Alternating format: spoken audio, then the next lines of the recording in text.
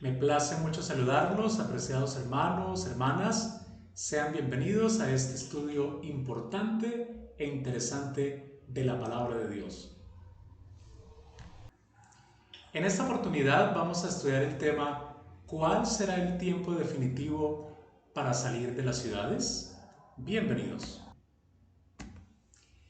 Vivir en el campo resulta deseable no solo por razones de salud física, sino también por bienestar espiritual. Kohler escribió: mientras Dios plantó un jardín, el hombre construyó una ciudad. Mientras que Abraham prefirió un ambiente campestre, Lot prefirió el ambiente urbano de Sodoma. Esto lo podemos leer en Génesis capítulo 13. Veamos las siguientes citas de Elena de White apoyando la idea de la vida en el campo. Salid de las ciudades tan pronto como sea posible y adquirid una porción de tierra donde podáis tener un huerto donde vuestros hijos puedan ver crecer las flores y aprender de ellas lecciones de sencillez y pureza. Eventos de los últimos días, página 84. En la misma página, ella escribió: el Señor llama a su pueblo a establecerse lejos de las ciudades, porque en una hora como la que no pensamos, lloverán del cielo fuego y azufre sobre ellas. Cuando una ciudad es destruida, que nuestro pueblo no considere este asunto como algo sin importancia, ni piense que pueden edificarse casas en esa misma ciudad, si se les ofrece una oportunidad favorable. A pesar de que es deseable que los creyentes vayan a vivir al campo, la mayoría de los creyentes que viven en centros urbanos no tienen esta posibilidad o esta facilidad, y a menudo se han preguntado: ¿cuándo será el momento definitivo para salir de las ciudades? No se debe atender solo al momento oportuno desde un punto de vista meramente humano para el asunto de salir de las ciudades al campo, sino prestarle atención al momento definitivo indicado por Dios. Veamos a continuación algunos principios bíblicos orientadores en cuanto a este tema. En los tiempos bíblicos, los creyentes tuvieron que abandonar las ciudades cuando su integridad física llegó a estar en riesgo. Lot y su familia salieron de Sodoma muy poco antes de que sus habitantes fueran destruidos. Acerca de ello podemos leer en Génesis 19. Pero en el tiempo del Nuevo Testamento, en el año 70 de nuestra era, los discípulos, por orientación de Cristo, salieron de Jerusalén muy poco antes de que sus habitantes fueran destruidos. La señal que les dio el Señor era que saliesen de la ciudad tan pronto cuando la mirasen rodeada por las legiones o los ejércitos romanos. Acerca de ello podemos leer en Lucas capítulo 21. Es muy interesante que Elena de White, en la página 35 del Conflicto de los Siglos, comenta que esta profecía de la destrucción de Jerusalén tendría un doble cumplimiento: el primero en el tiempo del año 70, cuando la ciudad fue destruida, y la segunda parte se volvería a repetir, es decir, tendría un segundo cumplimiento profético en esta parte final de la historia del mundo. Pero qué interesante que en los tiempos bíblicos otros de los siervos de Dios no fueron autorizados a huir de las ciudades, ni siquiera ante la inminencia de la destrucción de tal ciudad. Este fue el caso de Rahab y su familia. Para estar a salvo, a Rahab y a su familia se les dio la orden de no salir de su casa ni de su ciudad. Estuvieron en Jericó hasta el momento mismo en que sus habitantes fueron destruidos. Acerca de ello leemos en Jueces capítulo 2. Me resulta curioso pensar en que Dios hubiera podido ordenarles tanto a Lot como a Rahab y a los discípulos de Cristo que salieran de sus ciudades mucho antes de la destrucción de estas. Pero en todos los casos, salieron al borde de la respectiva destrucción citadina. Ahora, es muy importante considerar no solo cuándo sea el momento oportuno para salir de las ciudades, sino especialmente considerar, prestarle atención al momento definitivo indicado por Dios. Y esta cita es clave y por esa razón la he subrayado y he puesto algunas palabras en letra negrilla. Elena de White escribió en El conflicto de los siglos en la página 610. Cuando el decreto promulgado por los diversos príncipes y dignatarios de la cristiandad contra los que observan los mandamientos suspenda la protección y las garantías del gobierno y los abandone a los que tratan de aniquilarlos, el pueblo de Dios huirá de las ciudades y de los pueblos. Hemos leído al principio de este estudio que el Señor le reveló a su pueblo a través de Elena de White citas explícitas a través de las cuales aconseja que el mejor lugar para vivir es el campo. Pero qué interesante que esas declaraciones encuentran equilibrio con esta cita que a todos nos interesa, muy conocida de paso, porque está en este libro de tan alta difusión y conocimiento en medio de nuestra iglesia, que si bien algunas personas pudieran considerar como ideal, según el consejo de Dios, para ir a vivir al campo, en última instancia, el momento definitivo del cual ningún creyente de este último tiempo se puede pasar, es el momento cuando se firme el decreto del cual habla Apocalipsis en el capítulo 13. Después de que se firme ese decreto de muerte, entonces ningún hijo de Dios podrá seguir viviendo en las ciudades o en los pueblos. Pero, ¿por qué razón el Señor indicó que el momento definitivo para salir de los centros urbanos será cuando se promulgue el decreto? El propósito de Dios es netamente misionero. La iglesia estará predicando a la gente en las ciudades y en los centros poblados. Miren esta cita que escribió también Elena de White. Evangelismo, página 26. Aún no se ha realizado la obra que desde hace mucho tiempo ha debido llevarse a cabo para ganar almas para Cristo. Se ha descuidado cruelmente a los habitantes de las ciudades impías que dentro de tan poco tiempo serán visitadas por calamidades.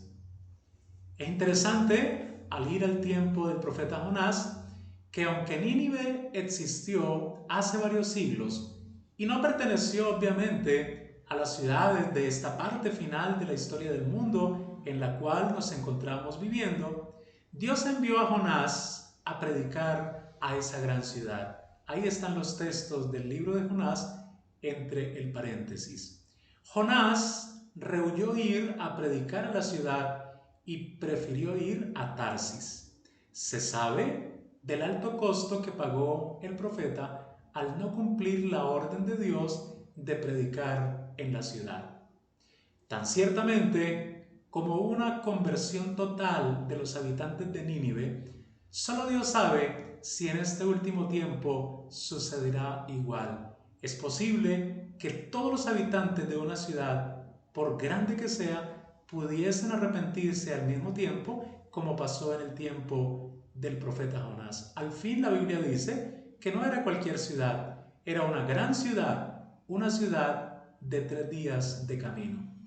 Así que si Dios envió a Jonás a predicar a una gran ciudad hace varios siglos o inclusive milenios, ¿cuánto más estará interesado Dios en enviar hoy a sus siervos a predicar a las ciudades que viven en el umbral del fin de la historia del mundo? Es interesante lo que podemos reflexionar a partir de este momento. Para los creyentes que en este momento estén viviendo en el campo, les asiste la responsabilidad de predicar, en primer lugar, a las personas que vivan cerca de ellas allá en el campo. Pero en segundo lugar, a esos creyentes que hayan nacido en ese ambiente campestre o que se hayan trasladado a vivir al campo, atendiendo eso, el consejo del Señor en las citas que ya leímos al principio de este estudio deben estar comprometidas a predicar el Evangelio a tiempo y fuera de tiempo. Primero, como ya hemos dicho, a las personas que viven en su entorno, allá en el campo. Pero también deben predicarles a las personas de las ciudades. ¿De qué manera? De una manera muy práctica.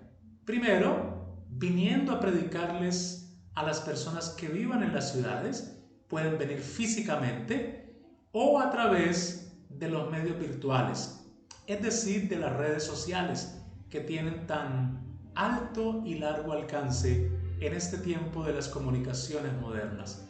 De esta forma, no solo los creyentes les enviarían a las personas de las ciudades el alimento físico que cultivan y producen en el campo, sino que también al lado del alimento físico les mandarían el alimento espiritual, como dijo el Señor en Mateo 4:4, no solo de pan vivirá el hombre, sino de toda palabra que sale de la boca de Dios. Vamos a mirar cuál fue el ejemplo de Enoc, uno de los grandes patriarcas de la antigüedad. Enoc no vivía lejos de las ciudades, solo para evitar contaminarse con su polución atmosférica o espiritual, sino para estar en comunión más estrecha con Dios. Sin embargo, Enoc no se olvidaba de cumplir la tarea de predicar públicamente a las multitudes. En Judas, los versículos 14 y 15, podemos leer que este gran profeta era un gran evangelista público. Así que Enoc, por un lado, atendió la voz de Dios al alejarse de los centros urbanos. Él vivía, como vamos a leer en las citas que están en esta misma diapositiva, vivía en el campo, en una vida de soledad, para estar más en comunión con Dios, pero él salía a las ciudades para predicar públicamente el mensaje de salvación. Leamos el primer párrafo, Patriarcas y Profetas, página 65. Afligido por la maldad creciente de los impíos y temiendo que la infidelidad de esos hombres pudiera aminorar su veneración hacia Dios, Enoc eludía el asociarse continuamente con ellos y pasaba mucho tiempo en la soledad, dedicándose a la meditación y a la oración. Así esperaba ante el Señor, buscando un conocimiento más claro de su voluntad a fin de cumplirla. Pero miren que en la misma página, Elena de White escribió el siguiente párrafo que hace un balance perfecto con esa vida devocional que tenía Enoc con Dios. Enoc se convirtió en el predicador de la justicia y dio a conocer al pueblo lo que Dios le había revelado. Los que temían al Señor buscaban a este hombre santo para compartir su instrucción y sus oraciones. También trabajó públicamente dando los mensajes de Dios a todos los que querían oír las palabras de advertencia. Mis apreciados hermanos y hermanas, en resumen, podemos concluir este estudio recordando lo que hemos estudiado, basados en la palabra de Dios y en la luz que el Señor dio a su pueblo a través de los escritos de Elena de White.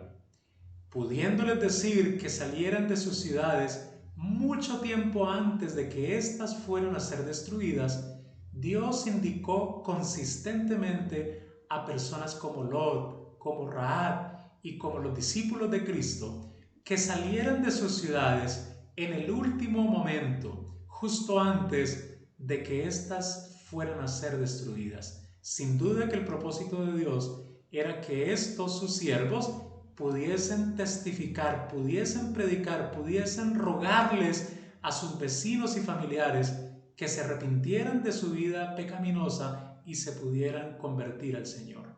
Elena de White nos recuerda que al igual que los discípulos en la destrucción de Jerusalén en el año 70, los creyentes de este último tiempo deberán huir de las ciudades de manera definitiva cuando vean rodeada la ciudad. Es decir, cuando se haya firmado el decreto de muerte. Sin duda que hay creyentes que hoy quisieran salir de las ciudades, pero les resultaría muy difícil hacerlo debido a sus propias circunstancias.